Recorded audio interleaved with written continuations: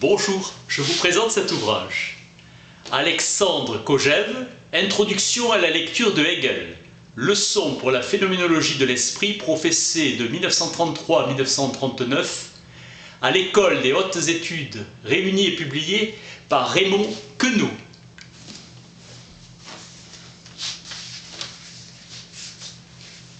Hegel, le courage de la vérité. La foi en la puissance de l'esprit sont la première condition de la philosophie. L'homme, puisqu'il est esprit, peut et doit se considérer comme digne de tout ce qu'il y a de plus sublime.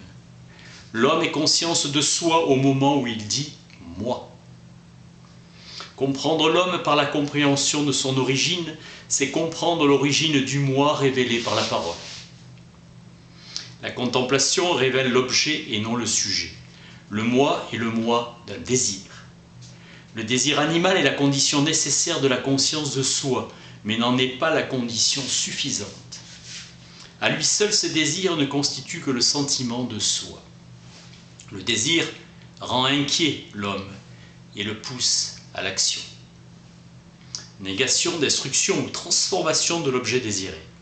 Toute action est négatrice. Pour qu'il y ait conscience de soi, il faut que le désir porte sur un objet non naturel, sur quelque chose qui dépasse la réalité donnée comme le désir lui-même. Le moi se nourrit de désir, ce moi sera devenir. L'être même de ce moi sera action. Il sera son propre œuvre. Le désir humain doit porter sur un autre désir. L'histoire humaine est l'histoire des désirs désirés.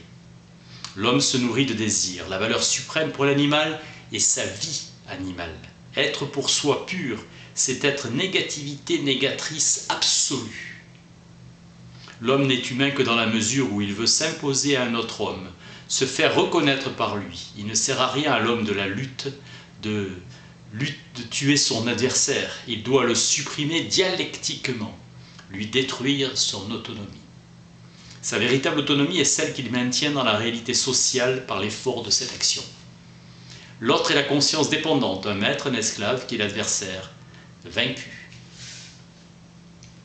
Le maître n'a plus qu'à jouir de la chose.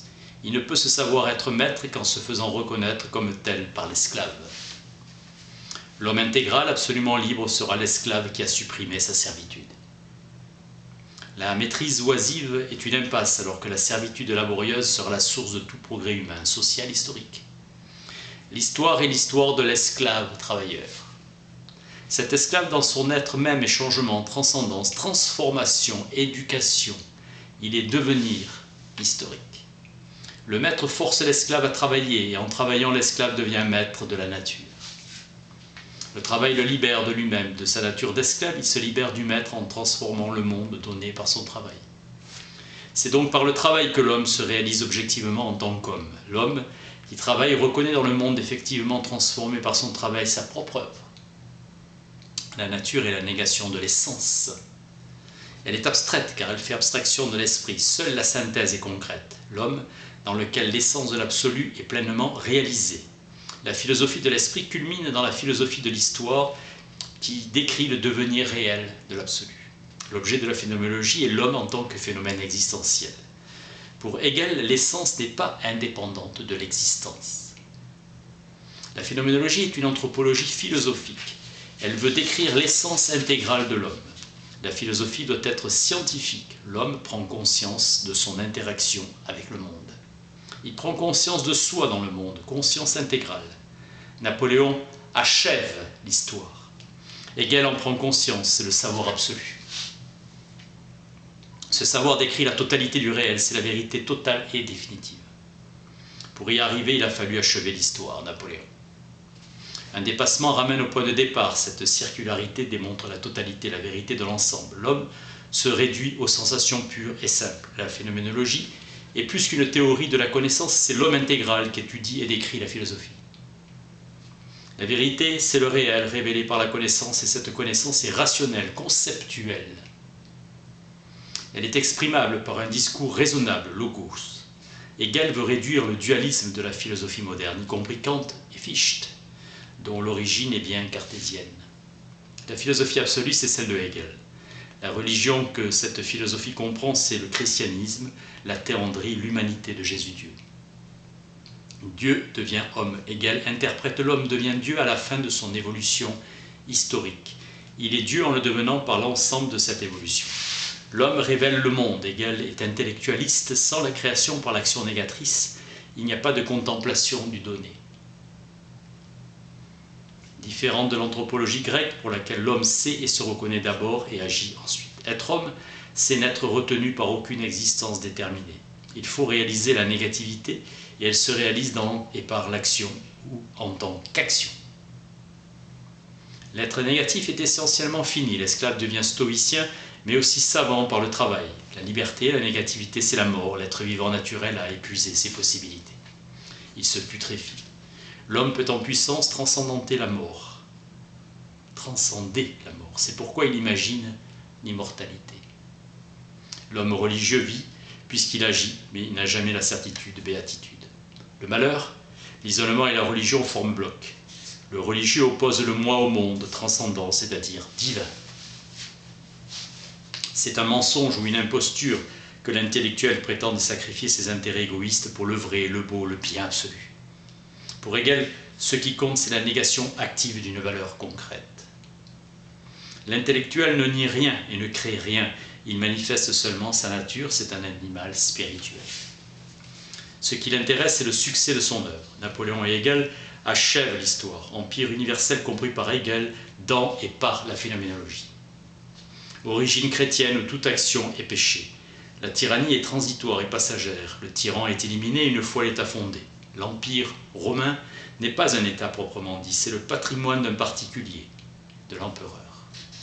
Seul produit de la culture romaine, le droit privé.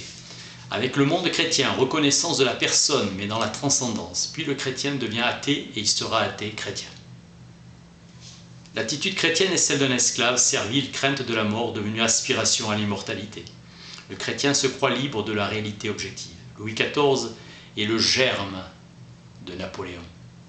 La dialectique du monde chrétien doit encore transformer l'un en l'autre. Le premier objet de la critique de la raison, c'est elle-même. Il faut que la rationalisation s'universalise, ce sera l'œuvre de l'Aufklärung du XVIIIe siècle. Cette doctrine était d'abord négative, passage de la raison propagande à l'action révolutionnaire. Puis l'utilitarisme, c'est là que se trouve la vérité, une pensée n'a de valeur que si elle est mise en œuvre. La terreur n'est que le suicide de la société même, la réalisation de la liberté absolue se fait par une lutte de factions. Par la terreur, l'homme prend conscience de ce qu'il est réellement, néant. Seul Napoléon peut être satisfait en acte de Hegel d'avoir compris pleinement Napoléon. L'homme post-révolutionnaire romantique n'est pas encore satisfait s'il n'est pas reconnu universellement dans son unicité, génie. Il impose ses convictions, il agit. Napoléon est tourné vers le monde extérieur, il le comprend puisqu'il agit avec succès. Napoléon est le Dieu révélé, c'est Hegel qui le révèle. Le christianisme présuppose, implique l'idée ou l'idéal de l'individualité, le Dieu réel et vivant, apparaissant aux hommes dans le monde qu'il a créé pour s'y faire reconnaître. Hegel transforme le mythe de la foi chrétienne en vérité ou savoir absolu. Pour savoir ce qu'est l'histoire, il faut savoir ce qu'est l'homme qui la réalise. Je ne suis pas seulement un être pensant, je suis porteur d'un savoir absolu. Conscience pleinement consciente d'elle-même, savoir absolu. L'homme n'est ce qu'il est que dans la mesure où il devient son être vrai et devenir. Il n'est histoire que dans et par l'action négatrice du donné. La naissance de l'idée absolue de la liberté humaine se révèle dans et par le savoir absolu. Le monde bourgeois élabore le droit privé. L'homme est maintenant athée, il sait que c'est lui et non Dieu qui est la réalité essentielle du monde. Il faut qu'un peuple se constitue d'abord par l'action pour ensuite se contempler inconsciemment dans son Dieu. L'esprit qui se connaît dans sa vérité ou réalité, c'est l'esprit hegelien du savoir absolu. C'est l'action effectuée, objectivée dans son œuvre et consciente en elle d'elle-même que Hegel appelle esprit. L'homme sait qu'il est action et il sait que l'objet auquel il se rapporte est son œuvre. Cet objet en réalité est lui-même. Napoléon est concret, il est même le plus concret, le plus réel de tous les hommes. Il est la première réalisation de l'individualité, synthèse du particulier et de l'universel. Esprit égal, homme, sa réalisation et son œuvre consciente et volontaire, l'état réalisé par l'action de Napoléon. L'homme rend conscience de l'homme concret. Et pour pouvoir le faire, il doit d'abord se faire une idée de Dieu qui ressemble à l'idée qu'il se fait de lui-même. L'homme doit de plus en plus anthropomorphiser Dieu. L'homme se contemple soi-même dans l'esprit objectif conçu auparavant comme esprit divin, au moment où il comprend que cet esprit est l'état, lequel état est son œuvre. L'homme vient de réaliser par l'action l'élément constitutif de son existence, dont il prend conscience sous la forme du caractère essentiel de son Dieu. Ce qui divinisé, c'est le travail de l'homme. Le sacrifice amène la jouissance, la vie du Christ, et sa mort symbolise le cours réel de l'histoire. Le Christ sacrifie sa particularité pour réaliser l'universel, et l'universel reconnaît cette particularité qui est Dieu lui-même. Il sacrifie sa vie. Le sage est l'homme capable de répondre de manière compréhensible, voire satisfaisante, à toutes les questions qu'on peut lui poser de ses actes et répondre de telle façon que l'ensemble de ses réponses forme un discours cohérent. Le sage est l'homme pleinement et parfaitement conscient de soi. Hegel définit le sage, l'homme du savoir absolu, omniscient en puissance, et affirme avec audace que le sage réalise la sagesse en sa propre personne. La satisfaction parfaite implique une conscience absolue de soi. Le sage est l'homme moralement parfait. Le concept de perfection morale n'a de sens qu'à condition d'être universellement valable, accepté comme un modèle par tous. Le sage que veut devenir le philosophe est nécessairement le sage platono-hegelien. L'homme parfait et satisfait qui est nécessairement et complètement conscient de sa perfection et de sa satisfaction. Le sage sert de modèle à lui-même et aux autres. Dans ces changements, il réalise un progrès, s'entend par philosophe ceux qui tendent vers l'idéal réalisé par le sage. Hegel dit que le philosophe atteint la sagesse, Platon dit non, l'homme n'atteint jamais la sagesse. La vérité révèle ce qui est et reste éternellement identique à elle-même. La sagesse pour l'homme signifie la connaissance parfaite de Dieu. Le savoir est total dès qu'il implique une parfaite connaissance de Dieu. Le savoir absolu du sage est circulaire, et pour tout savoir circulaire, il n'y en a qu'un seul possible, et le savoir absolu du sage. Pour Hegel, l'avènement de la sagesse achève l'histoire.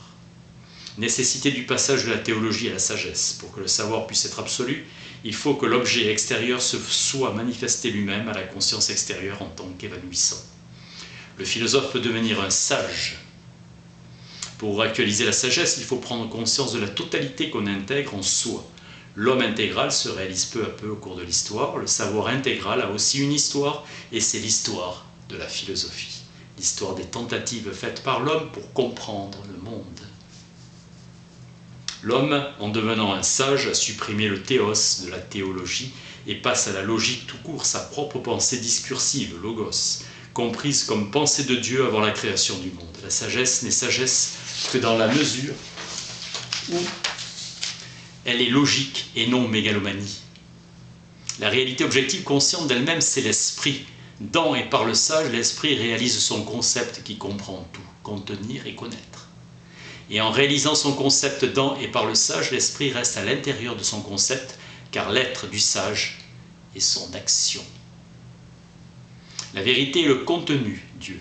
La science est produite par le sage est le producteur de la science. Le sage reste un homme. La science totale ne peut résulter que d'un effort total de l'homme, de l'ensemble de l'effort humain collectif.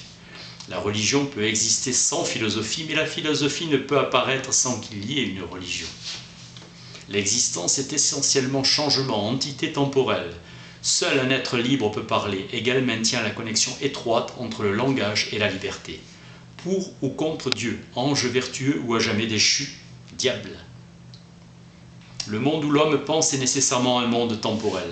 L'homme seul crée et détruit essentiellement. L'être révélé par le concept est temporel, fini, ou ayant un commencement et une fin dans le temps.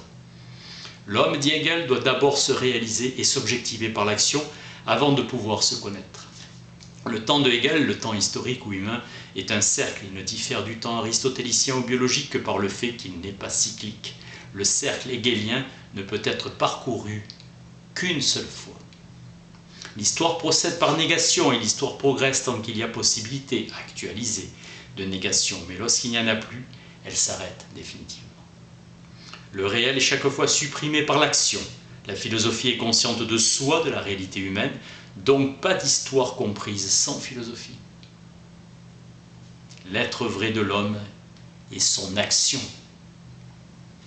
L'esprit se révèle dans son mouvement par le savoir, le sage refaisant dans sa pensée l'histoire universelle. Dans le savoir, le sage, l'esprit a terminé le mouvement dialectique. L'homme proprement dit ou l'individu libre est le temps qui est l'histoire. L'homme ne supprime en tant qu'erreur, se supprime en tant qu'erreur après avoir créé la vérité de la science. Les Russes et les Chinois ne sont que des Américains encore pauvres. Et l'américain way of life est le genre de vie propre à la période post-historique, préfigurant le futur éternel présent. Le but de l'histoire, la connaissance de soi, la philosophie qui devient sagesse, l'homme créant un monde historique que pour savoir ce qu'est ce monde et pour se connaître ainsi soi-même et lui. Le but de l'histoire est la révélation de la profondeur. Cette révélation est le concept absolu, la science. La physique décrit le réel dans la mesure où il est donné à ce sujet, sans décrire ce sujet lui-même. La dialectique aboutit à l'adéquation entre la pensée discursive et la réalité de l'être. L'interlocuteur divin est fictif, tout se passe dans l'âme même du savant. Hegel fut le premier auditeur, historien, philosophe, le premier à l'être consciemment. Avec Hegel, il y a une dialectique réelle, pure et simple description qui décrit une dialectique de la réalité. La vérité est plus qu'une réalité, elle est révélée. Le discours hegelien est dialectique, il décrit la dialectique réelle de la lutte et du travail, reflet idéal de la pensée philosophique. La vérité absolue ne peut être atteinte qu'à la fin de l'histoire. La dialectique constitue l'âme motrice du progrès scientifique, seul principe grâce auquel une connexion immanente et une nécessité pénètrent dans le contenu de la science. En tant que totalité dialectique et non identité tautologique, l'être est vraiment et pleinement dialectique. La négativité n'est pas néant et ne peut même pas être destruction pure et simple de l'être autonégateur, mais aboutit à une nouvelle détermination positive de cet être qui redevient dans sa totalité absolument identique à lui-même. La négation dialectique est la négation d'une identité, quelque chose de déterminé, de spécifique, une nature fixe et stable. La volonté est simplement le désir de la totalité du réel, de se comprendre soi-même dans et par un discours cohérent. L'être réel concret est totalité. Cela implique identité et négativité. L'être identique peut devenir ce qu'il est, représenter sa nature éternelle. Décrire le réel concret, c'est décrire son devenir historique, mouvement. L'homme peut supprimer sa nature servile et devenir libre, voire se créer. Même né dans la servitude, il peut nier sa nature servile innée. Aucun animal ne travaille car il ne transforme jamais le monde où il vit en fonction de projets de son existence. Un animal terrestre ne construit jamais d'engin lui permettant de vivre un élément autre que son élément naturel.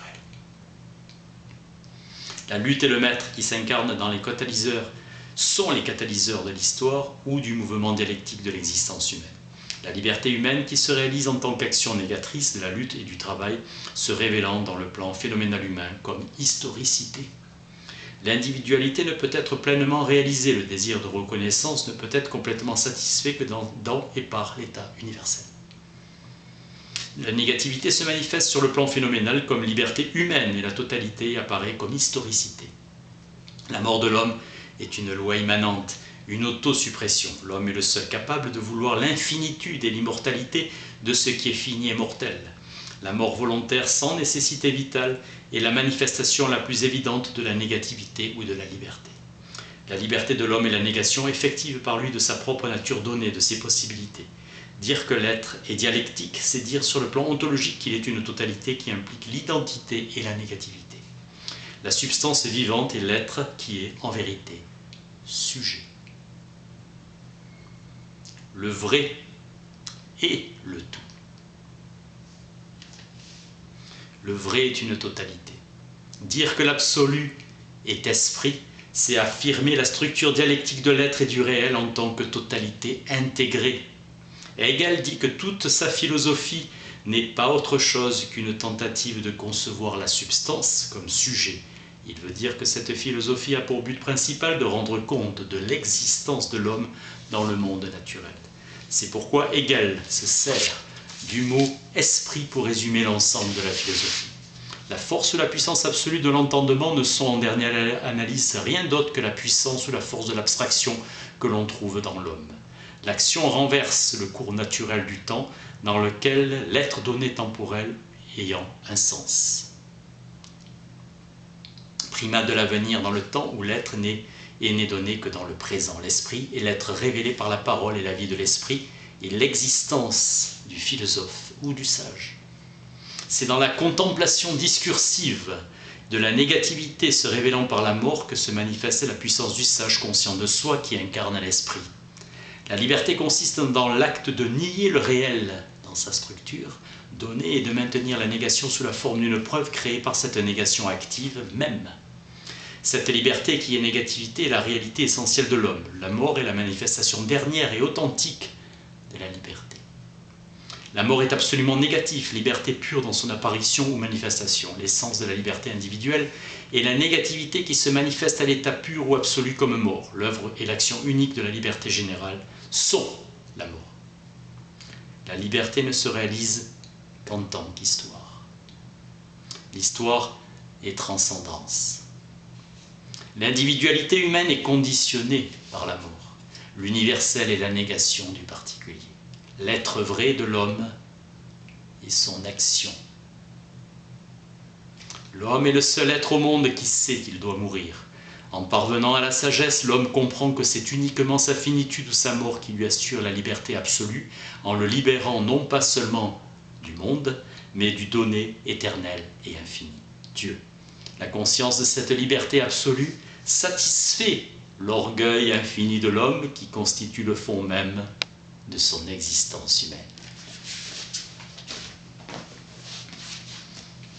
Alexandre Kojève, introduction à la lecture de Hegel, leçon sur la phénoménologie de l'esprit professée de 1933 à 1939 à l'École des hautes études, réunie et publiée par Raymond Queneau.